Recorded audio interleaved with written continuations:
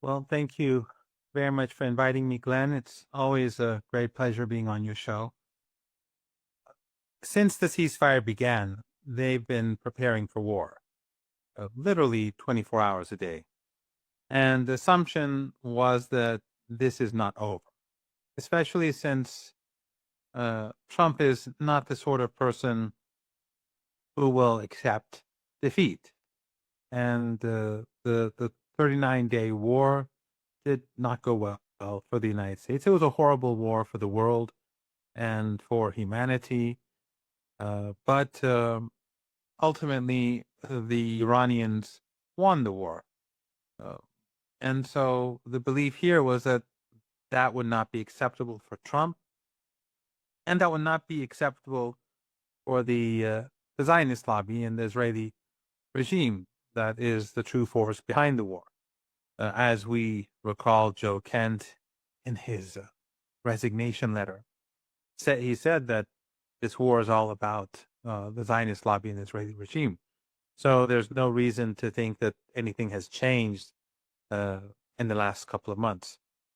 So it is possible that we will have war. No one knows for certain in Iran, but it is possible we will have it this weekend after the markets close, because apparently killing Iranians when the markets are closed is better, so that, God forbid, stock prices don't go down or anything like that. Uh, it could, of course, be tomorrow morning. It could be tomorrow evening. It could not happen this weekend. But I think that the problem uh, is that Trump is incapable of uh, using an off ramp. Uh, we saw that earlier when the Iranians and the Americans had a ceasefire agreement, Netanyahu tried to wreck it by carpet bombing Lebanon. And so the Iranians said, as long as he's violating the ceasefire deal, we won't allow those extra ships to go through the Strait of Hormuz. Because I should point out that the Strait of Hormuz was never closed by the Iranians. It was only closed to ships that were linked to Iran's adversaries. So Iraq had no problem. The Russians, the Chinese, and of course Iranian ships never had any problems. But uh, the agreement was within the agreement there was going to be more ships passing through. That included ships belonging to the Emirates, the Saudis, the Kuwaitis, the Bahrainis, and the I don't know which one I missed. But in any case, those extra ships would be going through, and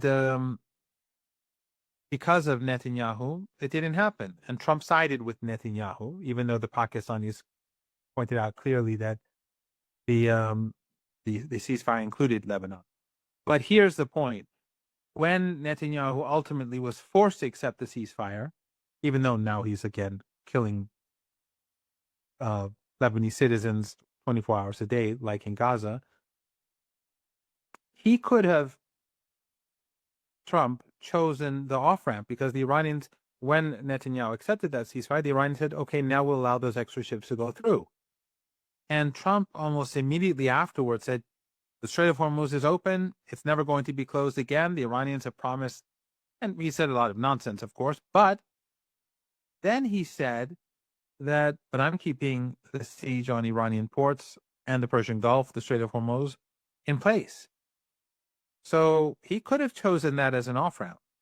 That was possible, especially since Netanyahu accepted ultimately the ceasefire, at least for a few hours.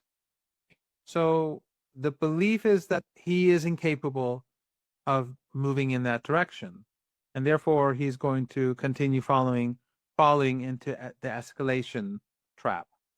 And that's why they believe that inevitably we're going to have another round, which will be devastating for the global markets and for the for global trade and for the global economy. Because as things stand, the global economy is going to suffer enormously, and we're just seeing the tip of the iceberg. But if there is war, then that means that not only will there be devastation, especially if they target Iran's critical infrastructure. Iran will do the same to the Israeli regime and to those Arab family dictatorships in the Persian Gulf, which will, of course, make uh, in future much less oil and gas and energy and fertilizer available for the global markets for a very long period of time, and lead to a global economic depression. But if the war goes, if it's a major war and it goes on like the 39-day war, the Ramadan, then I think we can be confident, we can be pretty sure that there will no longer be any oil or gas coming from this region for the years to come. Um, I mean, it will just be a very long-term economic depression for the world.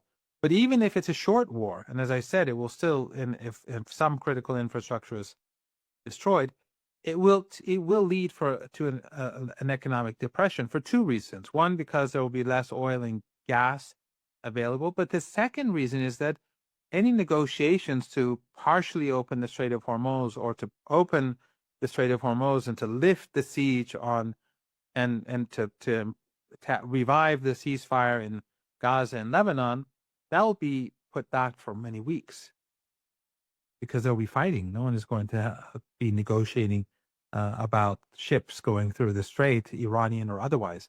Or a ceasefire in Lebanon and Gaza. So, and that will definitely be catastrophic for global trade and business and the global economy. Yeah, the Trump diplomacy is quite strange because, besides all the propaganda and his efforts to control the narrative, we know some things for certain. That is that the U.S. was getting into deep trouble, and Trump was getting desperate. We know this from the numbers of the missiles, interceptor missiles, that this was not sustainable. They couldn't absorb the pain, and they couldn't. Essentially, they didn't have enough ammunition. So we knew that things were going bad. They wanted a ceasefire. We also know this because otherwise the U.S. wouldn't have accepted Iran's 10-point plan as a condition for ceasefire, whatever Trump says about the Iranians begging him. But what happened thereafter is, again, I guess it's a lot of deception. He walked away from, he never talked about those 10 points again. And then, he offers now an extended ceasefire as if he's doing the Iranians a favor. So in some regards, sometimes he can be good at controlling the narrative. Sometimes he goes, well, it stops being believable. But that's why it's a bit strange that after finally getting the guns to go silent, he wants to start this thing up again, which, would make you think that they have something up their sleeves, something that they would do different this time around. And, from your perspective there, sitting in Tehran, what do you think the U.S. would do different if they now, as you suggest, could invade or attack over the next few days, if not today? Well, the only thing I can think of is that they will continue to do the same as they did before: assassinate, bomb infrastructure, terrorize the population, and also probably go more after critical infrastructure, as he had threatened to do so before. But the problem would be that the Iranians will strike back. And we've heard just today from a very senior Iranian MP who was a part of the delegation in Islamabad that if any assassinations take place this time round, that Iran will take out the leaders of the Arab regimes in the Persian Gulf, meaning Kuwait, Bahrain, the Emirates, Qatar, and Saudi Arabia. That's what he said. And because he said that they are complicit, without them, this war can't take place. So if they start murdering our leaders, then they will destroy their palaces.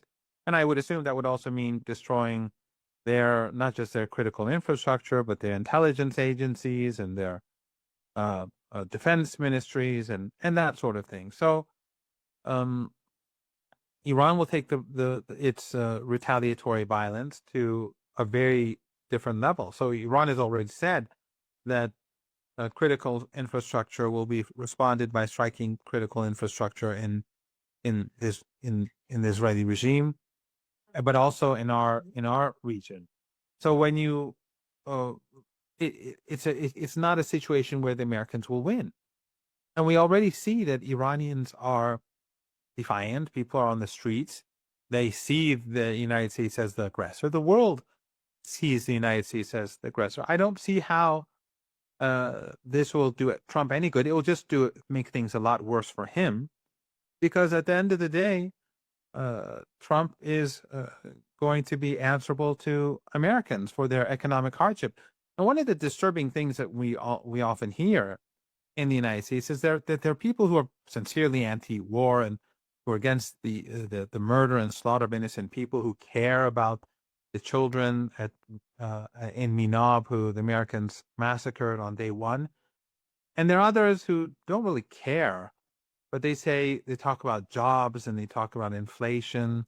And like many elites, they talk about American lives and American soldiers who are not victims at all in all of this. But in any case, both groups of people, their voices are going to grow louder. Whether those who see the United States regime as being, as they point out, that it is aggressive and barbaric and doing all of this for the sake of Zionism and for genocidal regime, and those who are going to say that you're ruining our livelihood, our farms are going to go bankrupt, our businesses are going to get ruined, American lives will be lost, and the U.S. economy will suffer, and the deficit will grow. These two forces combined, though completely unrelated to one another, one is moral and the other one is simply is selfish, but they're going to make Trump uh, uh, suffer enormously as a result of the war. It's not a situation where he can win. I don't even believe that the Israeli regime will win. This is not, because after 2.5 years, we've seen what has happened to the image of the Israeli regime. Across the world, it's despised. People are watching now what's going on in Lebanon, even though Western media is not reporting it, and Western journalists are quiet about it, or they're misrepresenting it, trying to portray it as like Hezbollah targets, and they're ignoring Gaza. But people across the world are still seeing these images in a much censored social media. It's still coming through. But in addition to that, as people's personal lives become much more uh, um, influenced by the global economic catastrophe heading our way, they're going to blame Israel. They're going to blame Zionism. They're going to blame Netanyahu. They're going to blame Trump. So I don't see how the Israeli regime benefits from this. It hurts this. It is hurt from all of this. The only person who would probably benefit would be Netanyahu, who thrives on crises, at least for now, and the fanatics in his coalition. Yeah, well, with the usual Iranian response, though, it's what's been interesting in this 39-day war has been this tit for tat. That is, they've been able to essentially follow always up the Americans up the escalation ladder, denying this to the US, which is quite important. But what is interesting is the assassination of Iranian leaders. We never saw the Iranians doing this in kind, and also the attacks on Iranian, nuclear plants. This is also something we didn't see the Iranians doing either. Do you think it's possible that Iran will, I guess, go further up that escalation ladder this time around? Well, I think what the MP said about the Arab regimes would basically mean that the chances that they collapse altogether would be much greater, because if the United States starts targeting Iranian leaders and the Israeli regime as well, this Epstein coalition, as I like to call it, um, and then alongside that, they start targeting Iran's critical infrastructure, like power stations and so on, then these Arab leaders and their elites around them they'll be targeted too, and then their critical infrastructure will be targeted. And that will be at a time, and this is, I think, very important, that we are nearing the hot season in the Persian Gulf region and in the Arabian Peninsula. So the month of May is a transition month. By the end of May, it gets very hot, and in the middle of May, it is getting hot, and then the sandstorms and the humidity and all that. When you combine that, it becomes very difficult for anyone to work in these countries unless there's electricity, unless they have the ability to stay cool. If they lose their electrical power plants, it is going to be very difficult for the, I don't know, 50, 60, I don't know how many American troops are there now, because they brought in a lot of equipment for ground attack. So there may also be extra troops, but the tens of thousands of American troops stationed there is going to be much more difficult for them. Not a great thing for morale.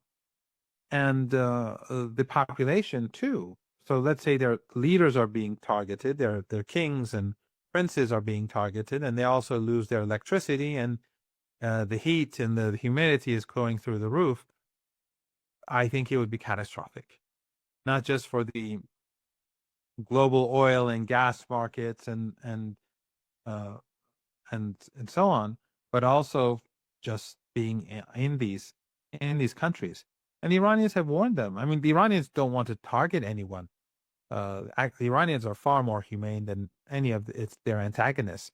Uh, when they fired missiles at the Israeli regime, they didn't target schools and synagogues. And when they did the same in these Arab regimes, they didn't target civilians either. Iran has something like 3,400 martyrs. The five Arab regimes that were targeted, American assets targeted, American bases targeted, and retaliatory targets, the targeting of infrastructure linked to the West.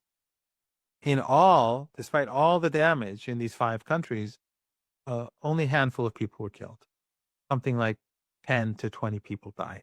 Something like that. I mean, I checked the number on DeepSeek, and that was more or less the number I got. People can look that up for themselves. So compare the 3,400, 3,500, I don't know the exact number, I don't remember it now, Iranians who died, and a handful of people who died in all these countries. And the same is true in the Israeli regime. So Iran does not want to kill people. Iran has been very careful not to kill people. It's been very careful to fire at targets and installations in a way in which ordinary people don't die. But I still think that this exceptionalism that they have, um, and of course Zionist uh, ethnic superiorities, this sense of superiority, perhaps leads them to believe that, well, this time we'll make the so-called regime fall apart. But I just want to go a bit back to the possibility of the United States attacking. So we kind of will figure out what they might do. But what makes you suspect that an attack could be coming? Have you seen significant shifts in the troop levels? What kind of weaponry are you seeing? And also, what do we know about the whereabouts of these troops? Just in terms of what they might go after. Are they gonna invade some islands in the Strait of Hormuz? Are they gonna go after Yemen? Obviously, because of the troop levels, it can't be some kind of a full-scale invasion as what they did to Iraq. But surely there's something else, a smaller, limited invasion, I'm assuming. They brought in a lot of equipment for ground troops. They've also brought in you know ammunition for their planes and so on. But from what I've been told, most of these flights have been to prepare for a ground war. And I don't know details, but two places that I've heard that there's a large con- contingency that's practicing or training, or at least or ready for fighting. One is in Kuwait, and one is in Bahrain, and where there are large numbers. I don't know. Maybe there are more now in the Emirates and Saudi Arabia, and Qatar too. But these are the two countries that I've heard of, and Kuwait in particular, and Bahrain in particular. I've heard that in Bahrain they were practicing, and in Kuwait they're in large numbers. So the expectation is that it could play out in two ways. Either the Americans want to go for a long war again, which is I don't think they can personally. Uh, they may go for a short war, as we've been hearing, where they would strike very hard and fast, but the Iranians will retaliate. And there probably will be some sort of land offensive, and also attacks deep inside Iran, like the attempt that was made near Isfahan before. Um, but again, the thing what I said earlier, regardless of the fact that the Iranians are going to retaliate, and Iran has missile and drone bases across the country, and the Iranians will definitely allow them to come in if they carry out a land attack, and the Iranians will then pound them. Uh, the Iranians are not going to sit there and they're not going to prevent them from taking territory. They're going to play smart. They're going to let them come in and then hammer them for days and weeks and months if necessary. But more importantly, for in the broader picture of things than all that, is that the any attempt, any move to ease tensions, to open up the Strait of Hormuz, is going to be delayed for many, many weeks, because the fighting will, take weeks for it to, finish, and then to die down, and then to have some sort of deal. So it is going to make the global economy definitely move towards a depression, regardless of how much critical infrastructure is destroyed, regardless of that. So any violence will put the global economic situation much worse, in a much worse situation. And this, I think, Trump does not comprehend. Iran is not controlling the Strait of Hormuz from the shores. It's not the 19th century. It's not even the 20th century. The ability to control the Strait of Hormuz comes from hundreds of kilometers inside the country, and from many, many different locations. And Iran's capabilities near the shores of the Persian Gulf and the Gulf of Oman and the Strait of Hormuz are also unknown to the United States. That is also a major. They miscalculated on Iranian missiles and drones and these sort of Iran's anti-aircraft capabilities. It's definitely the case that they're going to miscalculate on Iran's other capabilities. Iran has not shown them, and it has not used them. They're deep underground in the mountains, the areas around near the Persian Gulf, and all the way up to the border of Iraq and until northern Iraq. It's all mountainous territory, and the terrain is very difficult, and lots of Iranian installations are hidden in these different areas. And when the time comes, the Americans will have to deal with them, things that they know very little about. The reason why the Americans have made so many miscalculations about Iran's missile and drone capabilities is that the factories themselves that produce them are underground. The bases are underground, the factories are underground. So the Americans think they know the numbers, but they have no idea how many missiles and drones Iran has. As we speak, as you and I are speaking, Iran is making missiles and drones and other military hardware, because everything that is of great significance is deep underground. The Iranians won the war not because they were not hurt, but because they tolerated the pain, and they tolerated the pain more than the Americans did. That's why, as you earlier pointed out, Trump accepted Iran's 10-point plan as the framework for negotiations because he needed a ceasefire. Whereas at the beginning of the war, he said Iran must accept unconditional surrender. And the same was true during the 12-day war. He said that then too. So, of course, Iran is going to be hurt, and ordinary Iranians will face difficulty.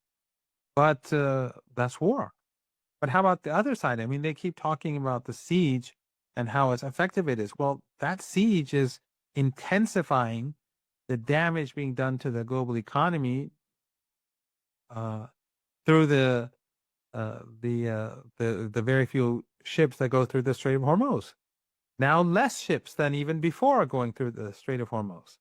So the global economy is going to suffer catastrophe faster than before. And one critical mistake that they made, Glenn, is that the Iranians at the beginning of the war, they expected a siege on Iranian ports. And they planned for it. And they're implementing those plans, obviously, to minimize the hurt.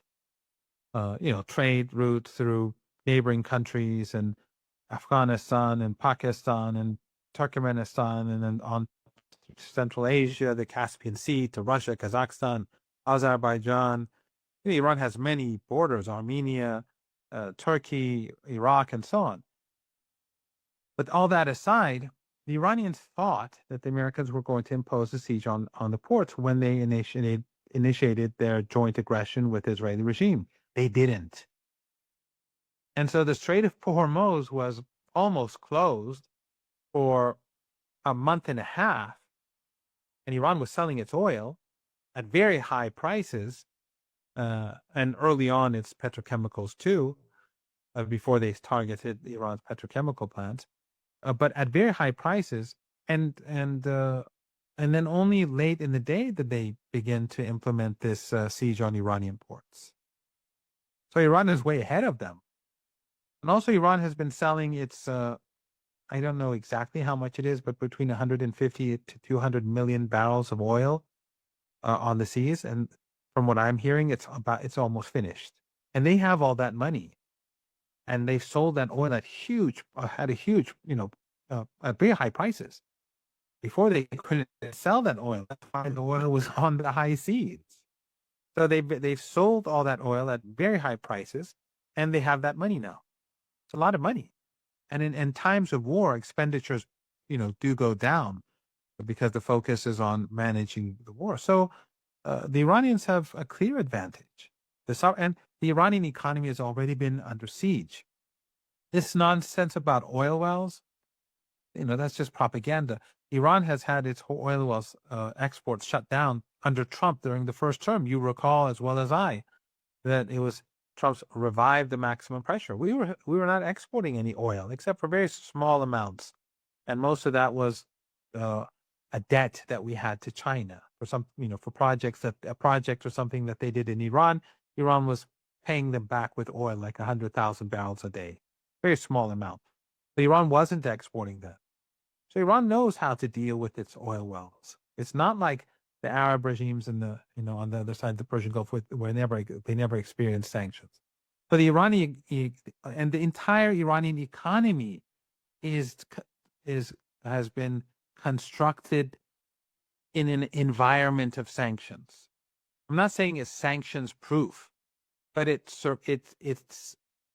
survives more easily. It sustains itself much more effectively than countries across the world that are now going to experience a crisis because they don't have sanctions. And then suddenly they're going to be facing a catastrophe thanks to Trump and Netanyahu that they don't know how to deal with.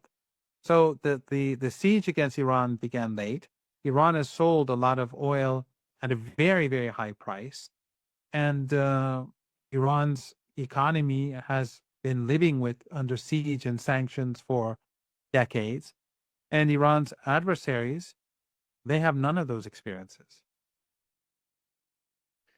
Yeah, when I hear this talk about another U.S.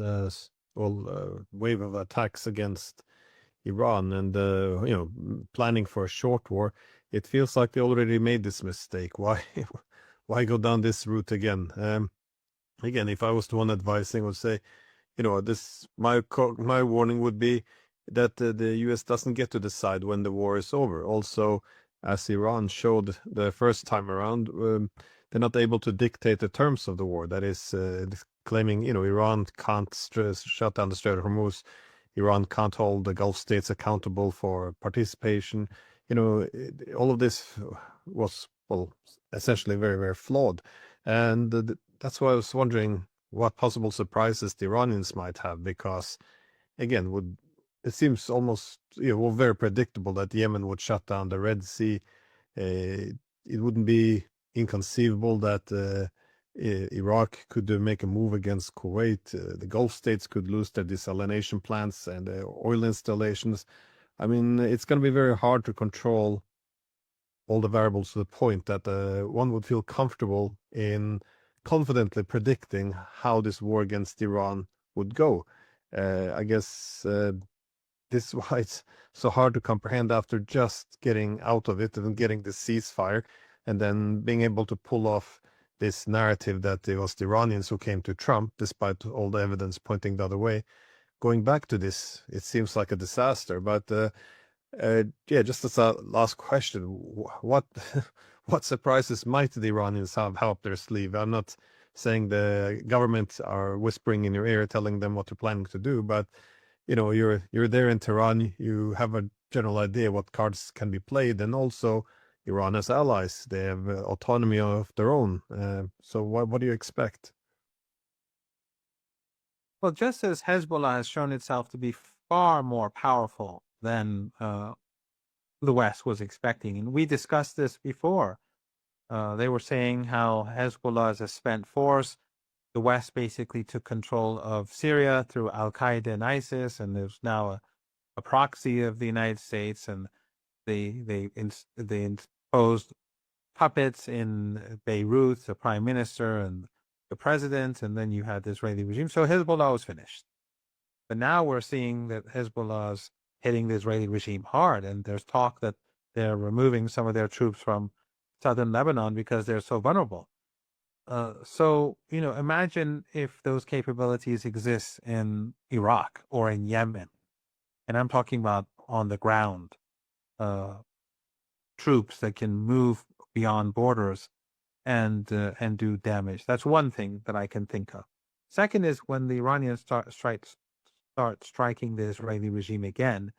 The regime obviously does not have the number of surface-to-air missile capability, the surface-to-air missiles that they would need. The last few weeks is not nearly enough to make up for what it needs. So Iran, if they continue down this path, then they can swiftly begin striking targets within the Israeli regime without much difficulty, if any. The third is that the Iranians would go after more sensitive targets in the Persian Gulf region. That could include the ships now. If they could start targeting the ships in the Persian Gulf, they can start targeting the critical infrastructure that they haven't destroyed yet. I think the commander of Iran's missiles said that don't count on oil from the Persian Gulf for many years to come if there's war. So that could happen. But also, I think, and I'm speculating here, I've heard, and I don't know, I don't remember who told me this. I think it was this was a while back. This was during the previous war at the beginning. And I don't recall who told me this, as I said, but I think it was someone credible. That person was saying that the Iranians have the ability to sink U.S. ships, but they don't do so because we would need to be higher up on the escalation ladder for Iran to do so. And as you know, and as everyone knows, Iran did not start this war. Iran did not initiate any phase of escalation, whether against the Israeli regime or against U.S. proxies in the region or U.S. assets. Every time they escalated, Iran escalated. One good example was when they bombed Iran's gas installations in the South Pars field. And then Iran struck Qatar and the Emirates and somewhere else, I don't remember.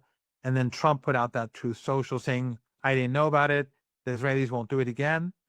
That was Iran's retaliation, and they hit very hard. So Iran does not initiate escalation. And as I said earlier, Iran is very careful not to have people killed. And the numbers show that. I mean, anyone can do searches and they'll find out. But if the Americans now go for critical Iranian infrastructure, that would be, I would say, very high up the escalation ladder.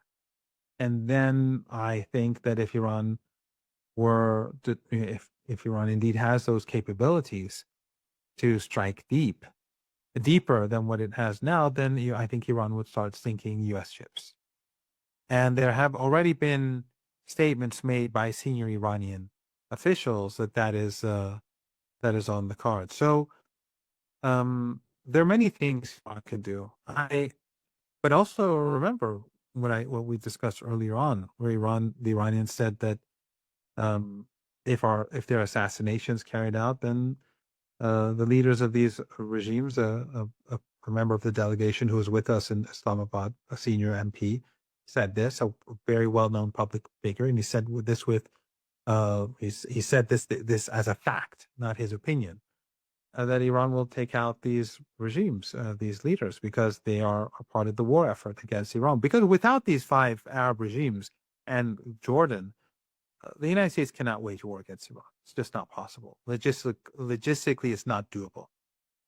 And so there are all these options that Iran has. And again, the United States has brought in lots of weapons to the region, but Iran has been preparing itself during this time. And for Iran, it's not that difficult. This is its own home turf. And it's been preparing for this war for 2.5, 3 decades. So, we are where we are. We didn't have to be here. I spoke about this before in your show, the Leverett's book, Going to Tehran. I advise all your viewers to read it. They deal with a lot of the lies and myths that Western media and Western think tanks and Western academia has been saying about Iran for all these decades. But also they point out that, if the United States doesn't move towards rapprochement, it will move in this direction. And when they wrote this book, they were antagonized, demonized, and marginalized, and yet everything that they said turned out to be correct. So now we have a global economic crisis. The lives of everyone will inevitably be impacted in a big way. And if we continue to go up the escalation ladder, then I think the catastrophe will be beyond imagination.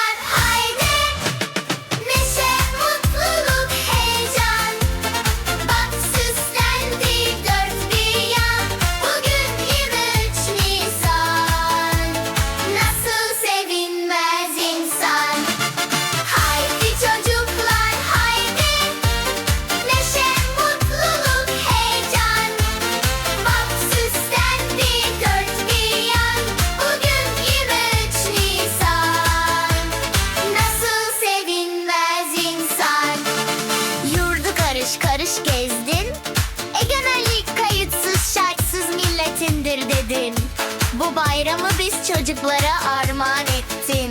Teşekkürler